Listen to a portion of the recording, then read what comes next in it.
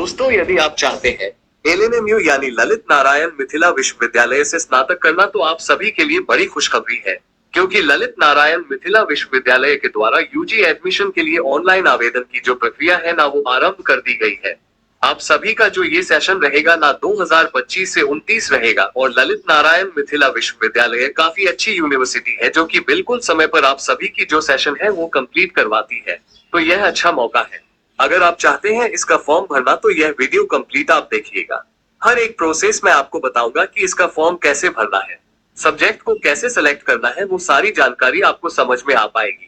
Video पसंद आए तो आप सभी से निवेदन है कि वीडियो को लाइक जरूर कर दिया कीजिए, और चैनल पे नए हैं तो सब्सक्राइब जरूर कर लीजिए। इस प्रकार की लगातार अपडेट आपको आगे भी मिलता रहेगा। फिलहाल अपने स्क्रीन पर चलते हैं, पूरी जानकारी स्टेप बाय स्टेप बताते हैं। तो दोस्तों, सबसे पहले तो अपने कंप्यूटर स्क्रीन पे आ जाना है। कंप्यूटर स्क्रीन पे आने के बाद जो भी ब्राउजर यूज करते हैं उसको ओपन कर लेना है। जो भी ब्राउजर यूज करते हैं उसको ओपन कर लेना है। ओपन करने के बाद आपको सर्च बार में टाइप करना है LNMU। LNMU सर्च कर लेना है। सर्च करने के बाद देख सकते हैं सबसे पहला जो वेबसाइट खुल के आ गया है, उस पर आपको क्लिक करना होगा।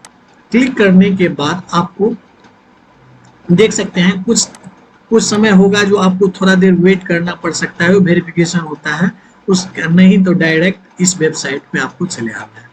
ये ऑफिशियल वेबसाइट है। यहीं से LNMU का जितना भी सारा काम होता है, LNMU यूनिवर्सिटी का सभी काम, सभी चीज का यहीं से आप देख सकते हैं, अप्लाई कर सकते हैं। रिजल्ट जितना भी यूनिवर्सिटी का रहता है, सभी काम यहाँ से कर सकते हैं। आज एडमिशन के बारे में बताने वाले हैं। तो यहाँ देख सकते हैं लेटेस्ट न्यूज अनाउंस, यहाँ देख सकते हैं नीचे आना है Admission open for b.ab.scb.com first semester 2025 to 29। देख सकते हैं लिखा हुआ है admission open for BA BSc BCom first semester 25 to 29।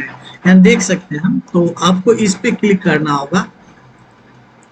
Click करते ही थोड़ा देर वेट कर लेना है। आपके नेट के मुताबिक जिस तरह स्पीड रहेगा उस तरह आपका डायरेक्ट इस लिंक पर क्लिक करेंगे, इस वेबसाइट पर आप आ जाएंगे। यहाँ पर आने के बाद सबसे पहला चीज है कि आप डिस्ट्रिक्ट वाइज कॉलेज का लिस्ट भी देख सकते हैं। इस पर जब क्लिक करेंगे ना, तो ये कॉलेज का नाम है, और ये कॉलेज जो है अफिलिएटेड कॉलेज है या कंस्टिट्यूशन कॉलेज है, वो जानकारी मिलेगी। इसके अलावा ये कॉलेज किस जिले में अवस्थित है उसकी जानकारी आपको मिल जाएगी। इसके अलावा आप एक बार देख ले, जैसे ये मधुबनी जिला का कॉलेज है, ऊपर में दरभंगा का आपने देखा, ये समस्तीपुर का कॉलेज है। इसके अलावा नीचे आएंगे तो ये बेगूसराय का कॉलेज है। तो आपको किस जिले में नामांकन लेना है, क्योंकि ललित नारायण मिथिला विश्वविद्यालय का जो कॉलेज चलती है ना, ये 4 ही जिला में चलती है। इन्हीं 4 जिला में से किसी एक जिला में आप आवेदन कर सकते हैं। अब ऑनलाइन अप्लाई करना है ना, तो नीचे जब आएंगे तो इस चेकबॉक्स पे टिक करकर एक ऑप्शन देखिए नीचे में प्रोसीड का मिलता है, जिस पर आपको क्लिक करना है। अब यहाँ पर बोला गया है कि जो भी नाम आप भरे ना अपने 10th के जो सर्टिफिकेट है उसके अकॉर्डिंग भरे, और सेशन आपका 2025 से 29 है, जो कि आप स्पष्ट देख पा रहे होंगे। अब देखिए कैंडिडेट का जो भी नाम है ना, मैं ये एक डमी जानकारी भर रहा हूँ। आपका जो एक्चुअल जानकारी 10th के मार्क्सिट पे है उसके अकॉर्डिंग भरे। तो कैंडिडेट का फर्स्ट नेम लिखे, जैसे मान लीजिए किसी का नाम राम कुमार है तो फर्स्ट नेम राम होगा और लास्ट नेम कुमार हो जाएगा। किसी का नाम राम कुमार शर्मा है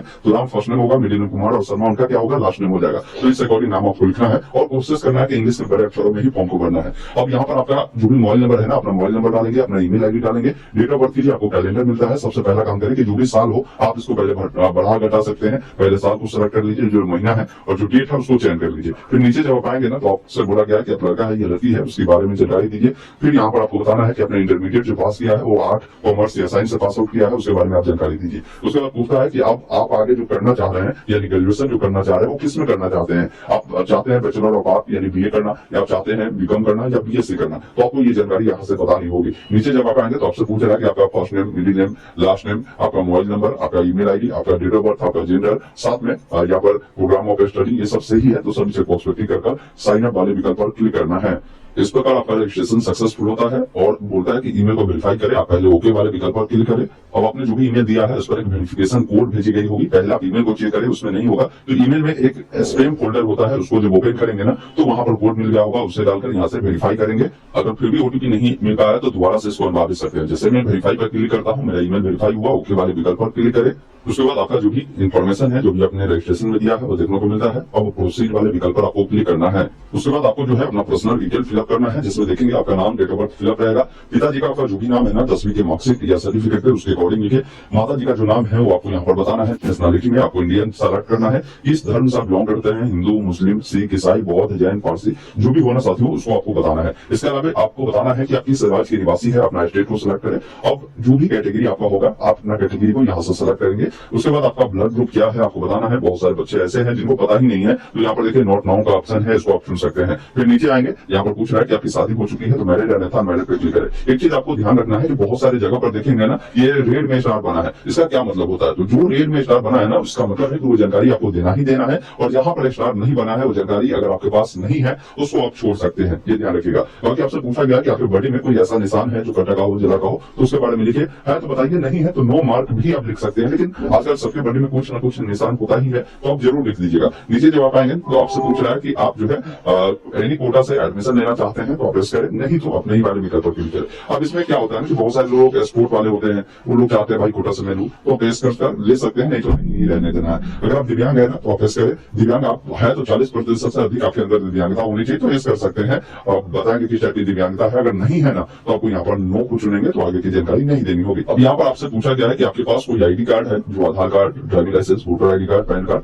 तो आप यहाँ से चुने। जैसे मान लीजिए मैं आधार कार्ड को चुनता हूँ, तो जो भी आधार नंबर है यहाँ पर फिलअप करेंगे। फिर नीचे आएंगे ना, तो आपको करस्पॉन्डेंस एड्रेस की जानकारी देना है, जिसमें आपका मोबाइल नंबर, ईमेल आईडी देखने को मिलता है। अब जो भी एड्रेस आपका जैसा भी हो, आप प्रॉपर एड्रेस लिखेंगे। ग्रामीण क्षेत्र वाले कैंडिडेट होंगे तो आप विलेज कर विलेज लिखिए, कॉमा लगाकर पोस्ट ऑफिस को यहाँ मेंशन कर दीजिए, कॉमा लगाकर पुलिस स्टेशन मेंशन कर दीजिए, इस अकॉर्डिंग जानकारी दीजिए। जो भी आपका राज्य है, अपना राज्य चुने, जो भी आपका डिस्ट्रिक्ट है, डिस्ट्रिक्ट को आपको चुनना है और अपना पिन कोड यहाँ पर देना है। किसी का करस्पॉन्डेंस एड्रेस और परमानेंट एड्रेस समान है, आप इस चेक बॉक्स क्लिक करेंगे। अब दोनों में अंतर क्या हो जाता है वो समझ लीजिए। जैसे करस्पॉन्डेंस एड्रेस का मतलब है कि कोई बच्चा अगर मान लीजिए सीतामढ़ी जिला का रहने वाला है, लेकिन अभी वर्तमान समय में वो दरभंगा में रहकर पढ़ाई करता है, तो अभी उनका वर्तमान का जो एड्रेस होगा ना, करस्पॉन्डेंस एड्रेस होगा। आप जहां रह रहे हैं ना, तो करस्पॉन्डेंस एड्रेस में दरभंगा का एड्रेस देंगे। वही मान लीजिए आप सीतामढ़ी के हैं, तो आपका परमानेंट एड्रेस सीतामढ़ी हुआ, तो सीतामढ़ी की जानकारी इसमें आप देंगे। तो दोनों समान होगा, तभी चेक बॉक्स क्लिक करें। अलग अलग है तो अलग अलग जानकारी को फिल कर एक ऑप्शन मिलता है प्रोसीड का, जिस पर क्लिक करना है। इस प्रकार सक्सेसफुली आपका डाटा सेव होता है। आप ओके वाले विकल्प पर क्लिक करें। अब यहाँ पर क्या है कि आपको एक पासपोर्ट साइज का, जो कि रिसेंट का फोटो होना चाहिए, 6 महीना से ज्यादा पुराना नहीं होना चाहिए, वैसा फोटो आपको चूज करना है और 50 KB से नीचे होना चाहिए। अब देखिए, फोटो चूज करने के बाद यहाँ पर एक ऑप्शन मिलता है अपलोड फोटो, जिस पर आप क्लिक करेंगे तो फोटो आपको देखने को मिलेगा। काफी सारे कैंडिडेट को मैंने देखा है, फोटो को जो है आपको कम कर यहाँ पर आपको अपलोड करना है। फिर यहाँ पर बोला गया है कि आपका जो भी सिग्नेचर है ना, सिग्नेचर को अपलोड करना है, और जो भी आपका 10+2 यानी इंटर का जो आपका मार्कशीट है ना, वो अपलोड करेंगे। अब इसका जो साइज रहेगा 250 KB में रहेगा, ये ध्यान रखिएगा। बाकी अगर आपके पास ओरिजिनल तो होगा नहीं, अभी आपके पास इंटरनेट वाला है, तो इंटरनेट वाला ही आप अपलोड कर यहाँ से अपलोड फाइल पर क्लिक करेंगे और उसके बाद प्रोसीड वाले विकल्प पर क्लिक करना है। इस प्रकार देखेंगे आपका डाटा सक्सेसफुली अपलोड हुआ। आपको अगले स्टेप में कॉलेज का सिलेक्शन करना है, तो ओके वाले विकल्प पर क्लिक करेगा। देखिए यहाँ पर क्या है ना कि आपका जो पूछा गया क्वालिफिकेशन के बारे में पहले कि इंटरमीडिएट जो आपने किया है वो किस बोर्ड से किया है, बोर्ड का नाम आपको चुनना है।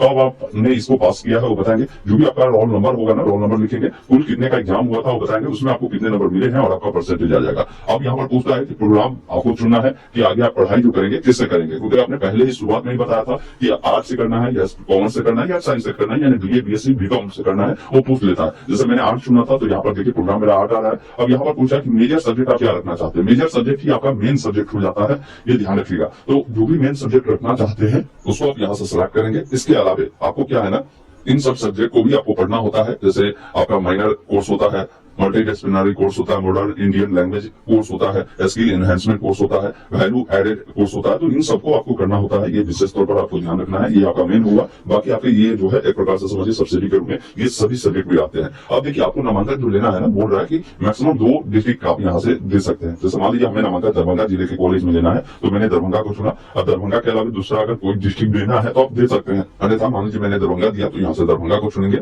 अब यहाँ पर बताना होगा कि इसमें जो है आप कहाँ का कॉलेज रखना चाहते हैं, सब डिवीजन बताए, जैसे हो सकता है दरभंगा सदर का, बेनीपुर का, तो जहां का भी चाहिए आप उसको चुनेंगे। आप उसके तहत जो भी कॉलेज होगा ना, कॉलेज को आप यहाँ से सेलेक्ट करेंगे। उसके अलावा आप जो है मेजर सब्जेक्ट के अलावा आपको उस सब्जेक्ट जो है, जैसे पहले ऑनर्स के अलावा सब्सिडी हम लोग रखते थे, तो उससे अकॉर्डिंग आपको मेजर सब्जेक्ट के अलावा भी सब्जेक्ट आपको रखना होगा। तो इसमें कौन सा सब्जेक्ट आप रखना चाहते हैं उसको सिलेक्ट करेंगे। इसके अलावा MDC में आप कौन सा विषय रखना चाहते हैं वो आप यहाँ से सिलेक्ट कर सकते हैं। आपको जो ऑप्शन मिलता है उसमें से कोई ना कोई जो सब्जेक्ट आपको चुनना होगा। MIL क्योंकि पहले लैंग्वेज वाला सब्जेक्ट हुआ करता था, वो आप अब MIL में आता है, तो आप इसमें कौन सा सब्जेक्ट रखना चाहते हैं वो आप सेलेक्ट करेंगे। इसके अलावा आपका जो है SEC जिसका मतलब हुआ स्किल इनहेंसमेंट कोर्स, तो इसमें आप क्या रखना चाहते हैं वो आप यहाँ पर चुनेंगे। इसके अलावा वैल्यू एडेड कोर्स में आप क्या रखना चाहते हैं वो आपको चुनना है। तो ये 2 नए सब्जेक्ट जो है ऐड हुआ है 4 वर्षीय जब से स्नातक हुई है उसमें, तो इस अकॉर्डिंग जो है आपको सेलेक्ट करना है। इसके अलावा जो दूसरे नंबर पर आपको जिला रखना है वो कौन सा रखना है, इसमें आपको कॉलेज जो देना है कहाँ का देना है वो आपको चुनना है। फिर इसी अकॉर्डिंग जो है आप अपना सब्जेक्ट जो भी रखना चाहते हैं, आप जो पढ़ना चाहते हैं आप वही सब्जेक्ट को चुनेंगे। ध्यान रखिएगा ये नहीं कि मैंने जो चुन दिया वही चुने, क्योंकि मैं फॉर्म भरने के लिए एक डमी जानकारी भरता हूँ, आपका जो भी एक्चुअल जानकारी हो साथी वही भरे। तो यहाँ से मैं क्या करता हूँ कि 5 कॉलेज का प्रेफरेंस यहाँ पर ऐड कर देता हूँ। इस प्रकार मैंने 5 कॉलेज को दे दिया है। आप चाहे तो 5 कॉलेज एक ही जिला का दे सकते हैं, अलग जिला का देना तो अलग जिला का भी दे सकते हैं। उसके बाद 7 प्रीव्यू वाले विकल्प पर क्लिक करेंगे। फिर ऊपर में आपको बोला गया था कि आप अपना 12th का रोल नंबर दीजिए, तभी आपको यहाँ से 7 प्रीव्यू पर क्लिक करना है। उसके बाद देखेंगे ना आपका डाटा सेव होता है, आप ओके वाले विकल्प पर क्लिक करें। उसके बाद आपके सामने फॉर्म का प्रीव्यू आता है। एक बार जानकारी देखें, कहीं भी कुछ गलती है तो एडिट एप्लीकेशन फॉर्म पर क्लिक कर सुधार करें। जानकारी सही है तो इस चेकबॉक्स पे टिक कर एक ऑप्शन मिलता है submit and proceed for payment का, जिस पर आपको क्लिक करना है। उसके बाद डाटा आपका सेव होगा, फिर ओके वाले विकल्प पर क्लिक करें। अब जो भी पेमेंट लगता है, जैसे मैं BC कैटेगरी से हूँ तो यहाँ पर 500 रुपए लग रहे हैं, तो 500 रुपए का पेमेंट करना होगा। पेमेंट करने के लिए मेक पेमेंट वाले विकल्प पर क्लिक करना है और यहाँ से कंफर्म पेमेंट वाले विकल्प पर क्लिक करेंगे। और काफी सारे लोगों को क्या है ना कि पेमेंट में यहाँ पर पॉपअप ब्लॉक होगा, तो यहाँ पर आप क्लिक कर उसे अलाउ कर देंगे। पेमेंट आप कार्ड के माध्यम से, UPI के माध्यम से, QR कोड के माध्यम से, नेट बैंकिंग के माध्यम से कैसे करना चाहते हैं। अगर QR कोड से करना है तो यहाँ से QR कोड को जनरेट करें। कार्ड से करना है तो कार्ड को चुनेंगे, कार्ड किनके नाम से है और कार्ड नंबर, एक्सपायरी मंथ और यहाँ पर CVV को डालकर पेमेंट करेंगे। कोई QR कोड से करना है तो इस पर क्लिक करेंगे, जनरेट QR कोड पे क्लिक करेंगे तो आपके सामने ये QR कोड आएगा। इसको किसी भी UPI ऐप से स्कैन करेंगे। स्कैन करने के बाद पेमेंट पर भी आपका पूरा होगा। फिर इसका प्रिंट आउट आपको मिलेगा, उसको निकालकर अपने पास सुरक्षित रख लेना है। बाकी आगे आपको क्या करना है, वेट करना है। आपको अपना प्रोविजनल मेरिट लिस्ट आने का, जो कि डेडलाइन ऑलरेडी रिलीज है, 30 मई को ही आपकी जो है प्रोविजनल लिस्ट आएगी। तो इन सभी अपडेट के बारे में आपको जो भी जानकारी है ना हमारे द्वारा मिलता रहेगा।